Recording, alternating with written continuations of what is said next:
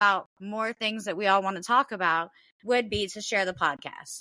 The more attention that we bring in and the more people that want to hear, the more abilities we have to link with sponsors and things like that to get these done faster. So that's the best way to support us. As individuals, of course, is those books. Yes. Yeah, share on TikTok, Facebook, Instagram, whatever platform that you frequent most, just share. We'll be posting everywhere. Right. Yeah, and we'll be right there. And once we get to the 1,000 followers we need on TikTok, we will go live on our TikTok during this also. We're trying to figure out exactly how to make it all work, but we're going to. So we have no problem going live on TikTok once we get there, to make that easier for people that like to watch TikTok versus jumping on our Riverside to view our podcast live. Right. So we'll be doing YouTube as well in the future, right? Yeah. So right now, the only problem, so the audio is on YouTube. Our audio is. The only problem we're having getting the video up there at the moment is I'm waiting for a card to come in the mail to help verify us, to prove that we're real people. So once that gets here, we'll be on YouTube and Google. And that's what it was, is we had to verify our Google before YouTube would accept us completely. So once we verify our Google, that'll happen, which will also help with our business. Because we are going to start pushing Google reviews and things like that just to get our name out there a little bit more. But that's kind of just, that's a separate plan. So next week, Sheena's going to be working on some stuff. Y'all show her some support. If she's out there posting, y'all just let her know, like, hey, I'm thinking about you. Hey, share a couple of posts, share her book with your friends. So the only thing I really am looking forward to next week is Monday. I'm officially talking to my doctor about an ADHD diagnosis. So I know the people that don't know what it's like to live with that kind of brain are like, oh, what if she thinks she's ADHD? But when you have a brain like mine, it's probably the hardest thing in the world. Because I'm all over the place. And then having these podcasts too. Having these podcasts at 11 o'clock at night, all I think about all day long is how I'm going to get to this podcast on time. And so all day long, I'm like, oh, I got to do this. And now, mind you, I'm working a lot of hours right now. So I worked today. And the whole time I was at work, I was like, oh, man, I got to make sure I have time to do this. And I got to make sure I can brush my hair. I need to make sure that I can do my eyelashes or my eyeshadow. And I overthink it all day long. And now that I'm here, I'm like, man, this would have taken me like 10 minutes on a normal day to get ready for this. But it didn't stay because that's how my brain works. Girl, I'm in the same boat. Like when I'm getting ready for this podcast, I got the podcast overthinking it all day, and I got to squeeze in the gym. How I'm gonna get time? What time I'm gonna do this? And then if something unplanned happens, like today, I'm all thrown off. That's why I'm not really a spontaneous person. I have to have a plan. And if something goes off plan, my brain is like, we can't function. This is not part of the plan, and I can't do it. So, right. And that's the hardest part. I mean, and plus ADHD is misdiagnosed so often with like different kinds of anxieties, and even like BPD. Now I do have BPD. So that's why part of the reason why they think that it's possible that I just hadn't been diagnosed, because BPD can mimic a lot of ADHD symptoms. So being that I've had BPD for a very long time in my life, they kind of washed away the idea of ADHD. And now that I'm 37 years old and able to control my BPD triggers and live a normal functioning life, I'm like, hey guys, still have those problems with my brain. And now they're like finally listening. So I'm glad I'm that they're excited. listening. because, I know people that literally, like, they found out they had it. They started, taking either medicine or doing, I actually know quite a few people that also do like something called, it's a mushroom tea, like a mushroom microdosing tea, Hmm. that is supposed to work the same as Adderall does. Oh, sounds like a Right. herbal tea, maybe. Right. Kind of like an herbal way to deal with it. Okay. Now, I'm not going to start All the about herbal like. way. I'm going to start the doctor way. Okay. But if that doesn't work for me, or if it, makes me crash too hard or something like that, I'm going to do whatever it takes to make sure that I can do what's best for me and my body.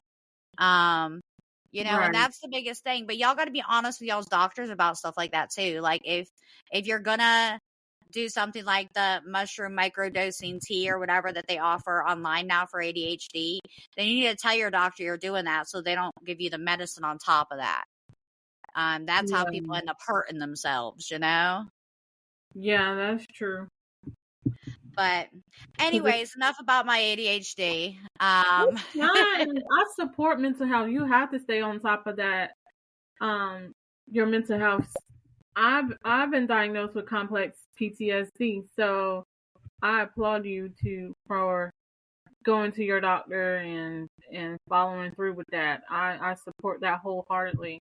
And I promote that with my stable mind. One of my businesses for my life coaching is I'm really passionate about mental health, and so I really applaud you for that. I don't want everybody, they feel like they have or need to talk to someone about their mental health. They need to put that as a top priority. That should be as your top priority. See, I love you, Sheena. I That's love all. you too. All right, y'all. So our topic tonight. Woo woo! I should have done a bell or something there, but I didn't think about I it. I don't just have a took bell my either. finger.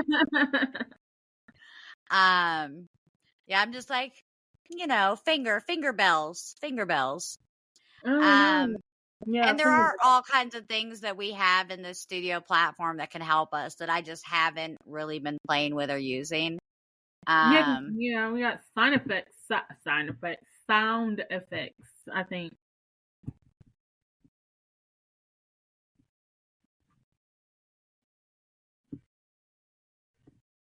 Okay, I'm done. So we have all kinds of things I could have used, but I prefer to be more open, more honest. So I kind of leave those alone. We use it for the disclosure, and that's it. But our topic tonight is not an easy topic. One of the biggest things that brought me and Sheena together, that gave us someone to vent to and someone to talk to, was the fact that we both went through and dealt with failed marriages and divorces right around the same time. Yeah. So it happens. It does. And you know what? There is nothing wrong with that. There's not, but it's taken me a really long time to get there. And I went through mine a little sooner than Yang went through hers. So I was able to kind of help her and guide her and say, listen, this is going to be okay. And you're going to be all right. And I promise. And listen, it wasn't easy for either of us. Well, So I want to go over a few different things to accept it. And that's honestly one of the hardest parts. So I want to go over a couple of things, and I'm going to, stop here and there so that Sheena can also give her opinion on things, because me and Sheena don't think exactly alike. She's dealt with things in her life that make her think, and her opinions are slightly different than mine, even on subjects like this sometimes. So I don't really know her opinion. On purpose, Sheena and I do not talk about anything that we're going to talk about on the podcast until the podcast, because the whole point is that we both have our own opinions. So with that being said, I want to start this by saying, if you are on here to see if I'm going to bash my ex-husband, the answer is going to be no. I am not here to put him down. I am not here to speak ill of him whatsoever. I would never do that publicly. Our marriage was private. Our divorce was private. And I don't hold any ill will. Due to his own trauma, he didn't realize that I was a sincere individual until we had already filed for divorce. And because of his own, past traumas, he was unable to see all of me as a person until that divorce had been filed. And by then the damage was done. And once the damage is done, there's no way to undo it. If you break a glass, you can't glue it back together and it just not have cracks. It's still going to leak. It's never going to work properly. So once the damage is done, the best thing for us to do is to just move on. For both of our sakes, both of our mental health, both of our lives. So there's no ill will there. I don't have anything. I'm not going to sit up here and bash him or anything like that. So if that's what you're looking for in this podcast, you can move along. What I want to talk about is what we go through as women. Because I don't think a lot of men understand how women look at divorce. And I don't think a lot of men understand how women deal with divorce and what we go through and what we think about. And so that's what I want to put out there. And I'm not sure what Sheena's perspective of any of this is. Again, we haven't spoken at all. So I'm going to just start. As a child, I feel like women are pushed to chase a ring. I feel like we are told our entire lives, you're so pretty, you're going to make such a good wife. You must learn how to cook so you can be a good wife. You must learn how to clean so you can be a good wife. Please let your hair grow out. Don't cut your hair off. Don't do this, don't do that. That's not ladylike. Listen, I didn't grow up with parents that were like that. Like, my mom never came to me and was like, oh, you're going to be a good wife someday, or nothing like that. I did, however, see how phenomenal of a wife my mom was. And it made me feel like I could never measure up. So I spent my entire life chasing an image that I couldn't live up to because I'm never going to be her. She had a completely different life than I did. So I don't know, Sheena, do you feel the same way? Do you feel like as children, like as little girls, that we're pushed to think about marriage at too young of an age? Yeah, I agree. I think the pressure you have to have, or you have to, prepare yourself or put that in your mind that you have to have a husband and you have to learn how to submit and you have to learn how to cook and clean and keep a house.